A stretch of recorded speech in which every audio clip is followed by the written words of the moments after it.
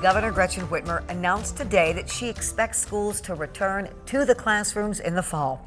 13 on your side's Elena Holland looks at how the state plans to open for the next school year. As we move along the governor's Safe Start plan, she's optimistic your students can return to the classroom in the fall.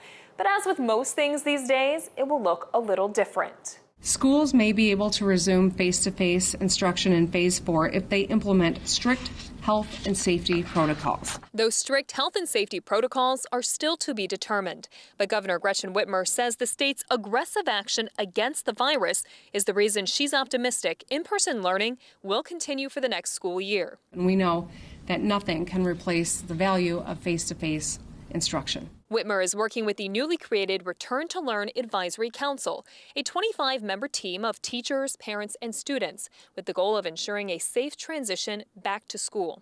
She plans to release a detailed document and executive order with recommendations and requirements for schools. However, this is a minimum. Districts can work with their local health departments and implement more aggressive measures if they choose. Reopening schools is vital to fully restoring the economy, but it's imperative to act in a manner that is rooted in safety to avoid the potentially devastating impact a false start could have on both our education and economic systems. That's Godfrey Leap Public School Superintendent Kevin Polston, and he's also on the council. He says reopening schools with strict regulations is best practice, but it's going to take work and money. A successful plan for return to school requires financial stability of our districts to serve each student, including our most vulnerable populations. Whitmer said preserving every dollar possible for K-12 schools is her top priority. Also, she's calling on the federal government to help financially support the safe return to schools.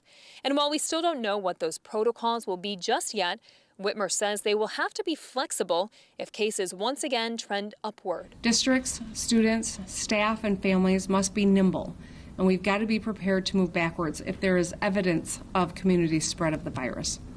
While we hope soon to be in Phase 5 and stay there until post-pandemic, we've got to be prepared for spikes that might occur over the next school year.